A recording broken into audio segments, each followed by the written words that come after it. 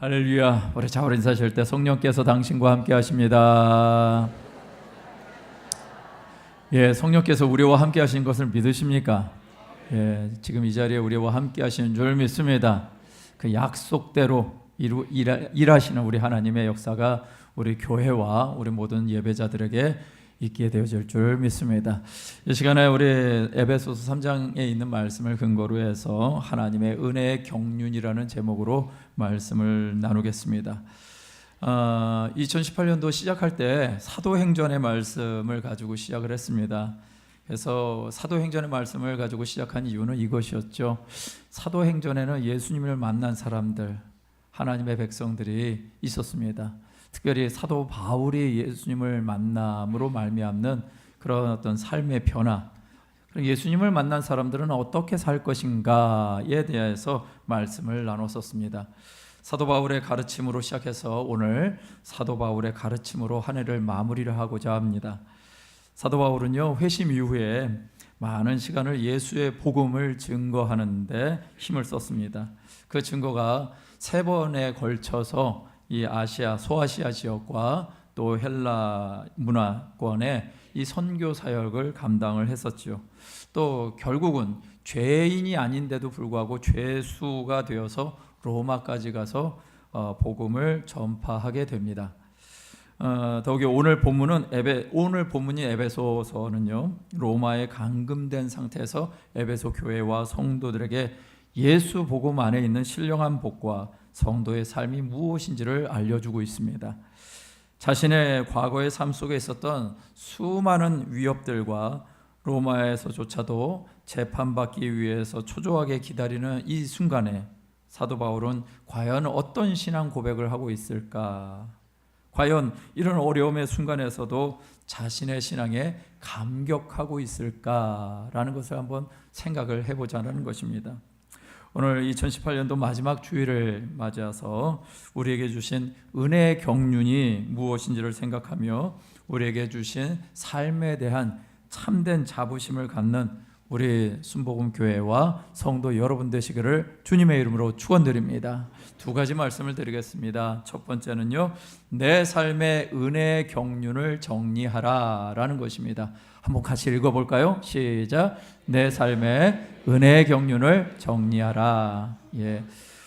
사도 바울은요, 에베소 교회를 향해서 서신을 쓰면서 자신의 삶에 대해서 에베소서 3장 1절에서 3절까지 이렇게 얘기를 하고 있습니다.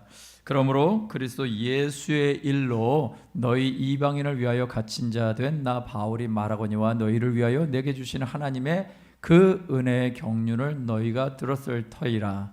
곧 계시로 내게 비밀을 알게 하신 것은 내가 먼저 간단히 기록함과 같으니, 제가 4절도 읽어드리겠습니다. 그것을 읽으면 내가 그리스도의 비밀을 깨달은 것을 너희가 알 수 있으리라 라고 말씀하고 있습니다. 이 말을 하는데 사도 바울이 처음에 이렇게 얘기하죠. 자신의 삶을 이렇게 표현합니다. 갇힌 자다라고 얘기를 합니다. 특별히 이방인을 위해서 내가 갇힌 자다라고 얘기를 하죠.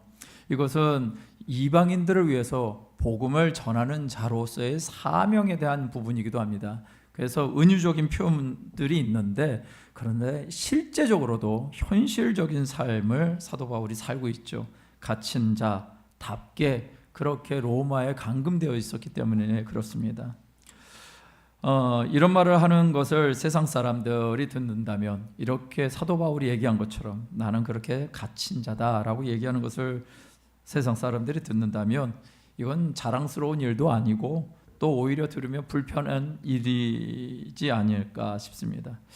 어쩌면 오늘을 살아가고 있는 교회와 성도들에게도 이 바울 같은 일이 있으면 원망과 불평이 있지 않을까 생각되기도 합니다. 그런데 바울은 이것을 이렇게 갇힌 자의 자기의 삶을 향해서 뭐라고 부르냐면 내게 주신 하나님의 은혜의 경륜이다 라고 말하고 있습니다. 지금 사도 바울의 삶의 모습은 감금되어 있는 상태라고 말씀드렸습니다. 그런데 그 자신의 삶을 하나님의 은혜의 경륜이었다라고 말하고 있는 것이죠. 이 경륜이라는 단어를 우리가 좀 먼저 생각을 해본다면 사전적인 의미는 이렇습니다. 큰 포부를 가지고 어떤 일을 조직적으로 계획한다. 또 뭐 그 계획하고 포부를 갖는다. 뭐 이런 뜻을 다루고 있지요. 그래서 예를 들자면 뭐 경륜을 쌓았다. 또 뭐 국정에서 아주 저 사람은 경륜이 높은 사람이다. 뭐 이런 식으로 표현할 수 있을 것 같습니다. 그런데 성경적인 원어적인 의미는 무엇인가 봤더니 집안일을 잘 관리하는 직책이다. 그거를 뭐라 그래요? 청직이라고 그러지 않나요? 집사라고 얘기하지 않나요? 예, 집사 주는 사람 말고요. 우리 교회 집사님들 많지요. 예, 웃자고 하는데 역시 안 웃네요. 예. 아유, 이렇게 좀 부드럽게 사시기를 주님의 이름으로 축복합니다. 네. 이 경륜이라는 말은 뭔가 이 하는 일들에 능숙한 사람을 얘기하죠.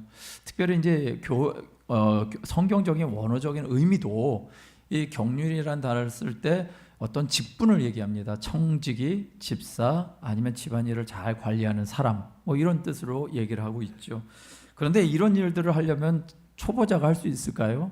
아니죠. 그 집안 사정을 잘 아는 사람이 할 수 있는 일이 집사하고 청지기인 것이죠.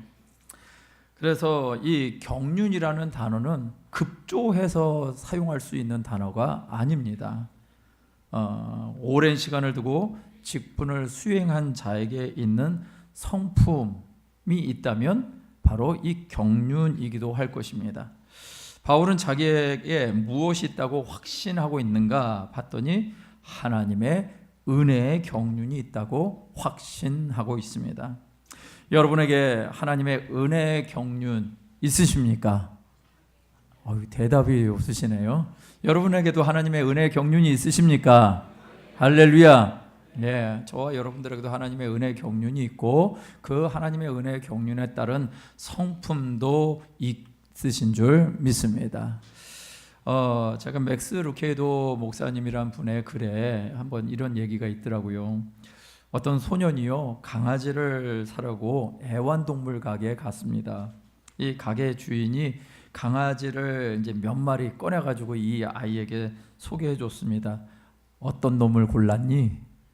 하니까 이 아이가 나중에 말씀드릴게요 하면서 막 나가려고 그런 것입니다.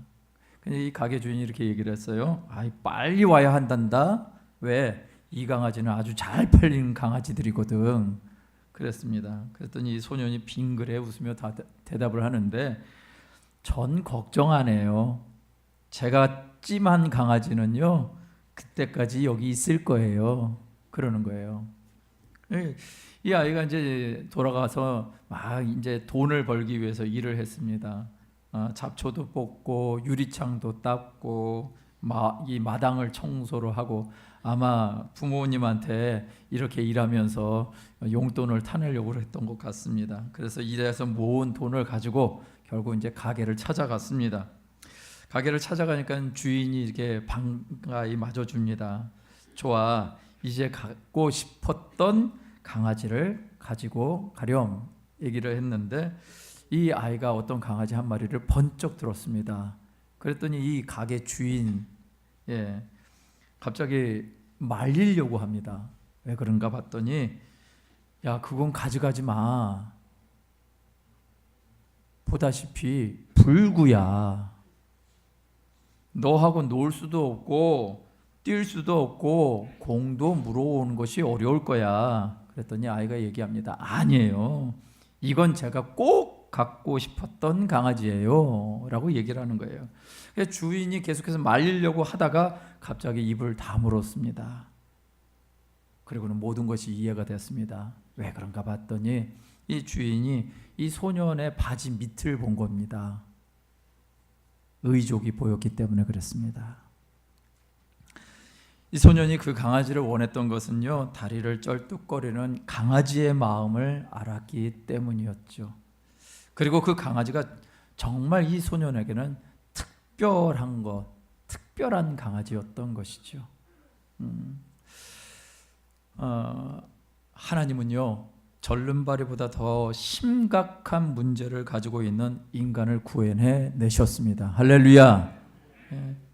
당신이 심지어 인간이 되셔서 십자가에서 살을 찢기시고 피를 흘리면서까지도 영혼의 절름발이와 같은 우리를 건져내셨습니다. 바울은 자기 삶의 어떤 것이 자기의 삶의 모습인지를 너무나 잘 알았습니다. 특별히 시편 119편 18절에 보니까 이런 말씀이 있습니다. 내 눈을 열어서 주의 율법에서 놀라운 것을 보게 하소서.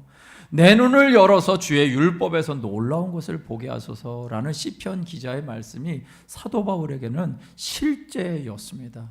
왜 그랬을까요? 예수님을 빛 가운데 만났거든요.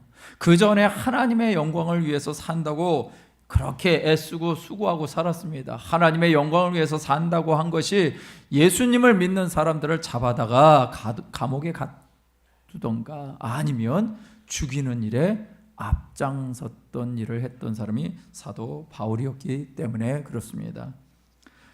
예수님을 만나고 나니까 자기가 어떤 삶을 살았는지, 얼마나 큰 악을 저질렀고 예수님의 마음을 얼마나 아프게 했는지를 그때서야 알게 되었다라는 것입니다. 그런데 그러고 났더니 사도 바울은요, 예수님의 마음을 알고 나선 예수님이 주신 삶을 감당하게 됩니다. 이방인의 구원을 위한 은혜의 경륜을 맡기시는 것이죠. 이제 로마 감옥에 갇힌 몸이 되어 있으면서도요, 사도 바울은 조금도 흐트러짐 없는 삶을 살아냅니다. 오히려 담대하고 감사하면서 주어진 삶을 보내고 있는 것이죠. 성도 여러분, 우리는 사도 바울을 이해할 때 반드시 이것을 알아야 됩니다. 무엇을요? 바울이 하나님의 은혜의 경륜을 이루기 위해서 살았다면, 그리고 그 하나님의 은혜의 경륜을 이루는 거룩한 통로였다면, 오늘을 살아가는 우리들의 삶의 자리나 우리의 삶의 시간도 하나님의 은혜의 경륜을 이루는 시간이요, 삶의 자리인 줄 믿습니다. 이렇게 살아가는 것이 우리들의 삶의 모습인 것이죠. 요한일서 3장 1절 말씀, 이 말씀은 함께 읽어볼까요? 시작. 보라, 아버지께서 어떠한 사랑을 우리에게 베푸사 하나님의 자녀라 일컬음을 받게 하셨는가. 우리가 그러하도다. 그러므로 세상이 우리를 알지 못함은 그를 알지 못함이라. 할렐루야. 사도 요한입니다. 요한이 수신자들에게, 성도들에게 이런 얘기를 하는 것입니다. 보라, 아버지께서 어떠한 사랑을 우리에게 베푸셨는지, 그 사랑으로 인해서 너희가 하나님의 자녀라 일컬음을 받게 된 것 아니냐. 우리가 바로 그런 사람이다 라고 얘기를 하는 것이죠. 세상에 갖는 자랑스러운 경력보다도 주님을 위해 산 은혜의 경륜이 무엇인지를 잘 정리하시는 저와 여러분 되시기를 주님의 이름으로 축원드립니다. 이제 하루 남았죠.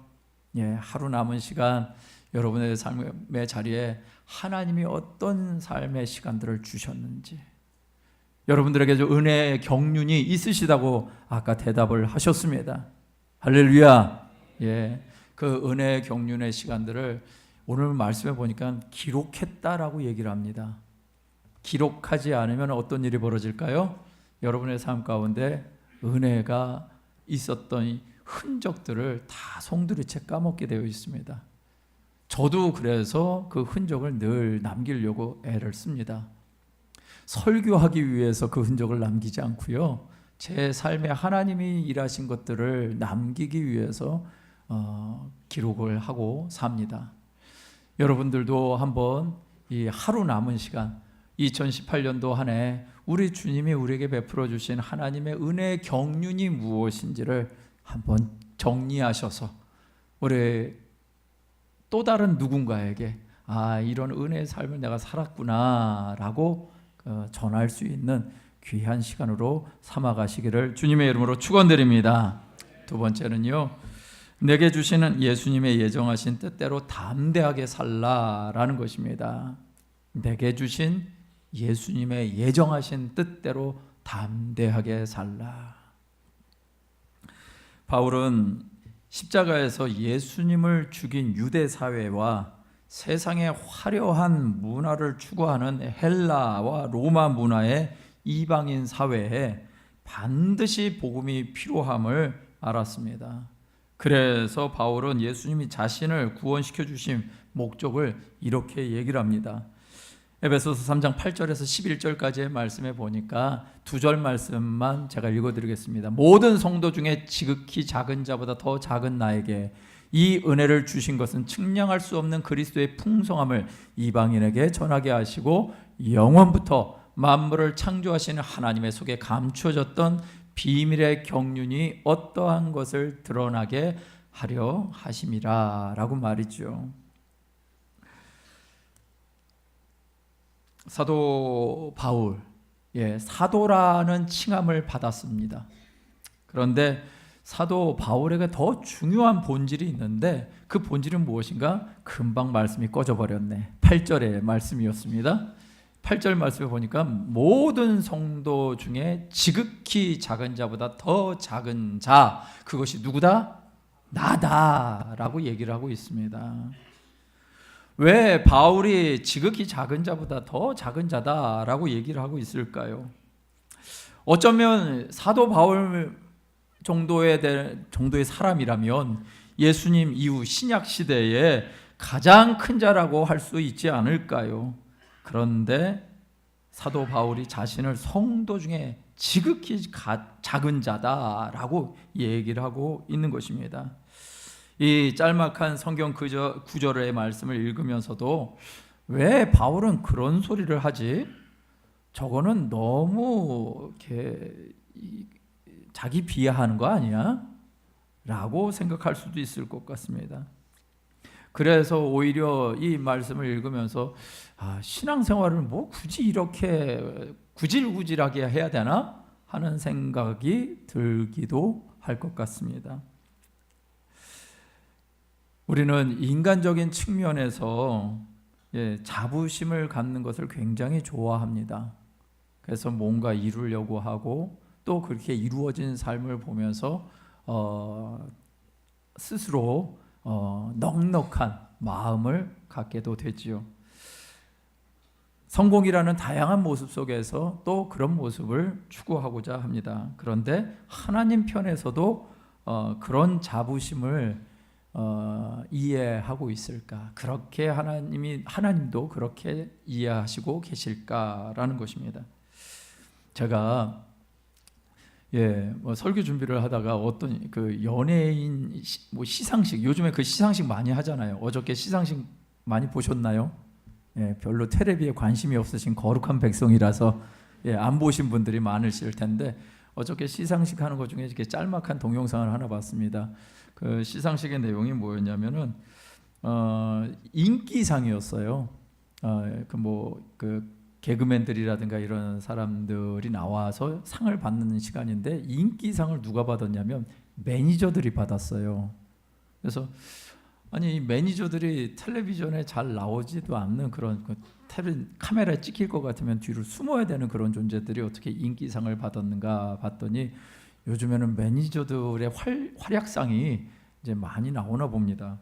그런데 이 매니저들이 몇 사람이 나와가지고 인기상을 받았는데 자기들이 상 받을 줄 몰랐다고. 그래가지고 여기서 무슨 말을 해야 될지 모르는 거예요. 근데 그런 와중에서도 어떤 사람이 그렇게 얘기하더라고요. 하나님 아버지께 감사합니다 라고요. 이렇게 얘기하시는 분들이 있었고 또 다른 한 분이 이런 얘기를 하는 거예요. 자기가 모시는 분이 상을 타야 되는데 내가 상을 타서 죄송합니다. 그 막 울먹울먹 하는 거예요. 내가 모시는 분이 상을 타야 되는데 내가 상을 타서 죄송합니다 라고 하는데 저게 매니저구나 그런 생각이 확 들어오더라고요. 자기가 모시는 분이 상을 타서 그 상에 영광을 받아야 되는데 어떻게 내가 상을 이렇게 받아서 이 앞에 시상식에서 이렇게 말을 하고 있는가? 이게 너무너무 송구하더랍니다. 그 모습을 보고 있는 그 매니저의 상관이라고 해야 될까요? 그 연예인이 어떻게 반응했을까요? 아니 저것이 나를 대신한 내가 못 받는 상을 저것이 받아야 뭐 이런 식으로 행동하지는 않았겠죠. 보니까 갑자기 그분의 눈이 붉어지는 거예요. 왜 그럴까요? 상을 탄 것도 자랑스럽고 그 자리에서 주인을 생각해주는, 앞에 있는 상관을 생각해주는 그 마음이 너무너무 귀한 거예요. 그러니까는 그 사람도 막 울어버리는 거예요. 시상식에 올라간 사람도 울고, 밑에 앉아있는 그 상관되는 사람도 울고, 그거를 보면서 성도의 삶은 이런 거구나. 우리의 삶의 자리에 우리가 살아가야 될 모습이 무엇인가? 정말 주인의 영광을 구하며 살아가는 거죠. 주인의 영광을 뺏으면서 살아가는 존재가 아니라 주인의 받아야 될 영광을 내가 받고 내가 스스로 자부심을 느끼고 살아가는 것이 아니라 주인의 영광, 돌려야 될 영광을 제대로 돌리고 주인을 세워주는 것이 진짜 내 자부심이구나 라는 것을 알고 사는 것, 이것이 바로 진짜 하나님이 원하시는 삶이고, 사도 바울을 통해서 사도 바울이 그렇게 고백할 수밖에 없는, 성도 가운데서 지극히 작은 자라고 밖에 할 수 없는 그런 자신을 보고 있는 것이죠. 내가 무엇인가를 성공적으로 하고 있고 내가 목표하던 어떤 모습으로 살든지 그 안에서 우리의 자부심, 내가 취할 수 있는 자부심은 갖지 마시기를 주님의 이름으로 축원드립니다. 왜냐? 성경에 보면은요, 누누이 하나님은 이런 말씀을 하셨어요. 너희는 내 백성이고 나는 너희의 하나님이다. 할렐루야. 하나님의 사람들, 하나님의 백성들은요, 존재가 무엇이냐? 너희는 내 백성이고 나는 너희의 하나님이야. 이거 기억하라는 것입니다. 그러면 이렇게 이걸 기억하는 사람이 어떻게 스스로 자부심을 갖고 자기를 높이고 자랑하면서 살 수가 있겠습니까? 어저께도요, 우리 권사님 사업장에 갔습니다. 오픈은 1월 1일 날 오픈하기로 했는데, 목사님 사업장에서 먼저 예배드리고 싶습니다. 너무너무 감사한 거예요. 사업장에 하나님이 주인이시다, 이것을 가지고 예배를 드리는 것 자체가, 여러분 제가 이렇게 기쁜데 우리 하나님은 어떠실까요? 우리 하나님이 역사하시는 줄 믿습니다. 제가 오늘은 또 우리 권사님 한 분이 팔에 기부스를 하고 오셨어요. 그래서 오셔가지고 찾아와가지고, 목사님 화장도 못하고 와서 죄송해요 막 그러더라고요. 오른쪽 팔에 기부스를 하고 있으니 어떻게 그리겠어. 근데 그러면서 뭐라고 그러시냐면, 다른 데 안 부러지고 요 가운데 똑 부러져서 감사해요. 무슨 말인지 아세요? 여러분, 넘어지셔서 손을 짚다가 부러지셨는데, 넘어졌으면 어디가 부러질까요? 손목이 나갈 가능성이 큽니다. 근데 여기가 중간에 똑 부러져서, 그분의 표현대로는 똑 부러져서, 그래서 너무너무 감사하다고. 여러분, 성도의 삶이 무엇일까요? 안 되어지는 삶의 자리에서 정말 감사하고, 안 되어지는 삶의 자리에서 하나님의 영광을 찾고 살아가는 것, 이것이 우리의 삶 아니겠습니까? 사도 바울은요, 자기 자신의 연약한 상황들이 있습니다. 심지어 모든 성도보다 가장 작은 자라고 얘기하고, 자기가 겪고 있는 고난을 가지고 영광을 돌린다라고 얘기를 하고 있습니다. 왜 이렇게 얘기하는가? 사도 바울이 보고 있는 관점이 다른 거예요. 정말 하나님의 백성들은 무엇을 보고 살아가는가?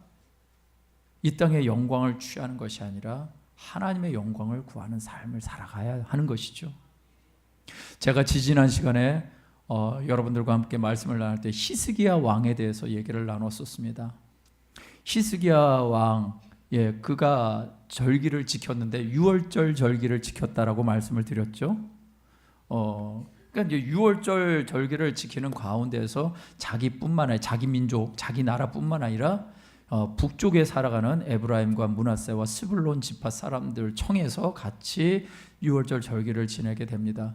근데 그걸 청했을 때 왜 그렇게 지파들, 북쪽에 분명히 나라가 있어야 되는데 나라가 아니라 지파들을 청한 이유는 이미 히스기야 왕 6년에 북쪽 이스라엘이 멸망해버렸기 때문에 그렇습니다. 멸망한 상태에서 그 포로로 잡혀간 사람들도 있었지만 많은 또 죽임을 당하고 잡혀가기도 했지만 그 안에서도 피난해서 남은 자들이 있었던 거죠. 그들에게 얘들아 같이 우리 유월절을 지키자.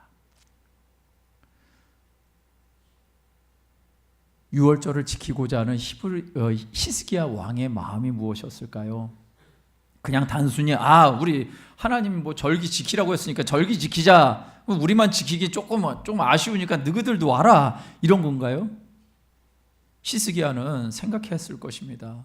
왜 북쪽이 망했을까? 왜 북이스라엘이 망했을까? 그들은 분명히 하나님의 택한 백성이었고 그들에게도 하나님의 약속이 있었는데도 왜 망했을까? 이유는 한 가지죠. 하나님이 하신 약속을 이행할 수 없는 지경을 만들어버린 것이죠.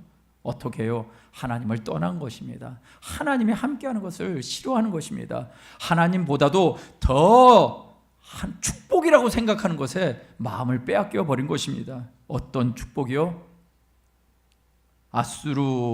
물론 아수르에게 망한 것도 원인이 됐지만 진짜 북이스라엘이 망한 것은 하나님을 떠나서 누구를 섬겨요? 바알과 아세라 여신을 섬기는 것입니다.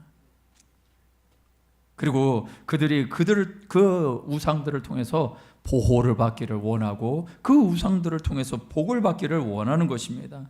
하나님의 약속의 말씀 안에 자부심을 느껴야 되는 이스라엘 민족들이 하나님의 말씀보다는 바알과 아세라가 주는 현실적인 달콤한 말과 농사를 통한 수확의 복에 자부심을 갖기 시작해버린 것입니다. 그래서 그들이 망한 것이죠. 그리고 나서 유월절을 지키자고 독려했던 것입니다. 유월절 절기 지키자고 독려한 것인가요? 그 유월절이 정말 말하고자 하는 것이 무엇일까요? 하나님이 너희들을 건졌어. 하나님이 너희를 구원해냈어. 하나님이 너희들이 노예 생활하는데 그 노예 삶에서 끄집어내신 분이 하나님이셔. 이거 다시 한번 기억하라고 주신 것이 바로 유월절임을 알고 우리 하나님께로 돌아가자. 하나님을 찾자. 우리의 자부심은 바알과 아세라가 주는 것이 아니라 하나님이 주시는 것이 우리의 자부심이야 라고 말하고 있는 것이죠. 그래서 히스기야는요 종교 개혁을 단행했던 것입니다. 내게 참된 복을 주시는 그분을 기뻐하는 그것이 진짜 우리가 살아가는 모습이라고요. 그러기 위해서 선행되어져야 될 것이 하나 있습니다. 그것은 무엇이냐면요 자기를 낮추는 것입니다. 자기를 신뢰하기보다는 자기를 낮추고 오직 내 신뢰의 대상은 하나님임을 알고 자기를 신뢰하지 않는 것입니다. 할렐루야. 여러분 이 말씀이 우리의 마음 가운데 불편할 수 있습니다. 나를 신뢰하지 말라고? 어떻게 나를 신뢰하지 않고 살아? 내 주먹을 믿고 살아야 되는데 라고 하면서 우리 인생 많이 살아왔을 것입니다. 미국의 켄터키 주에요 할랜드 샌더스라는 사람이 살았습니다. 이분이 나이가 65세가 됐는데 너무너무 자기의 삶이 절망스럽더라는 것이죠. 자기가 갖고 있는 돈이 호주머니 속에 $105, 전 재산이 $105면 우리나라 돈으로 한 12만 원 정도 되려나요? 12만 원. 이제 이것이 과거의 시간대였으니까 가치가 조금 높다 하더라도 기껏해야 한 100만 원 정도 되지 않을까요? 그런데 이 정도의 돈과 그리고 고물 자동차 한 대가 있었답니다.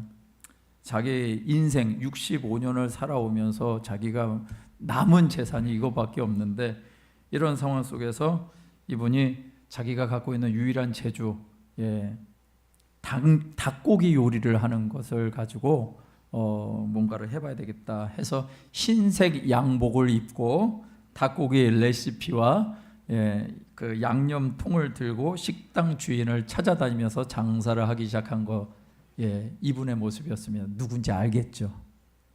KFC 그 앞에 보면은 하얀 옷을 입고 수염 하여신 할아버지가 인형으로 세워져 있는 거 여러분들 아시잖아요. 이분입니다. 근데 이분이 90세까지 사셔요. 90세까지 사는 동안 세계를 2만 마일을 돌아다니셨답니다. 90세까지요. 여러분 여기에 다 돌아다니실 수 있는 분이십니다. 할렐루야. 네. 그런데 이분이 청년 시절에요, 무척이나 교만했답니다. 미국에서 나름대로 이제 식당을 하면서 좀 잘 되었나 봅니다. 그런데 경제 불황이 한번 닥친 적이 있는데, 그때 경제 불황과 함께 화재가 일어나가지고 거지가 된 겁니다. 더더군다나 뭐 설상가상으로 자기가 그렇게 유일한 희망이었던 아들까지 잃게 되고, 그리고 아내도 그의 곁을 떠나게 됩니다. 완전히 정신적인 공황 상태가 되었을 때가 바로 65세 때의 일이었던 것이죠. 환갑이 넘어서 초라한 모습으로 전락한 그가 할 수 있는 것이 없어서 예배당을 찾았답니다. 예배당을 찾았는데 예배를 하는 시간이 아니었기 때문에 그냥 가서 있다가 그 옆에 있는 어떤 분이 노래를 부르는데, 이 찬양인 것이죠. 찬양의 가사가 이것이었습니다. 너 근심 걱정 말아라, 주 너를 지키리, 주 날개 밑에 거하라, 주 너를 지키리 라는 찬송가 432장의 찬양을 부르고 있었던 것이죠. 근데 이 찬양을 듣고 있던 이분이요, 이 찬양을 듣고는 하염없이 눈물을 흘렸답니다. 그리고 회개하면서 울고 그 시간을 보냈는데, 무엇이 회개의 제목이었는가? 과거에 자기가 교만하게 살았던 지난한 날들에 대한 회개가 그렇게 나오더랍니다. 자기가 얼마나 교만했는지, 뭔가를 조금 갖고 있으니까 그때는 하나님을 외면하고, 내가 이런 정도로 사업장을 차리니까 자부심을 갖고 있었는데, 이제 그렇게 살았던 시간들이 참으로 보잘것없고 부질없는 짓이었구나라는 것을 알고 하나님 앞에 회개하면서, 그리고 나서 아이디어를 얻은 것이 양념통 들고 다니는 것이었습니다. 그분이 이렇게 얘기를 합니다. 65세의 인생에서 제기하게 된 계기, 이 사건은 그가 자기 자신을 낮추는 시간이었고, 자기를 낮추자 하나님이 그를 높이시기 시작했다라고 말이죠. 여러분 이거를 기억하시면 좋을 것 같습니다. 여러분 겸손한 자기 불신을 하는 사람 되시길 주님의 이름으로 축원드립니다. 겸손한 자기 불신입니다. 자기 불신을 하는 것은 또 심리적인 문제가 생기고, 우리 정서 상태가 굉장히 안 좋아지죠. 공황 상태로 갈 것입니다. 낙심하고 많은 것이죠.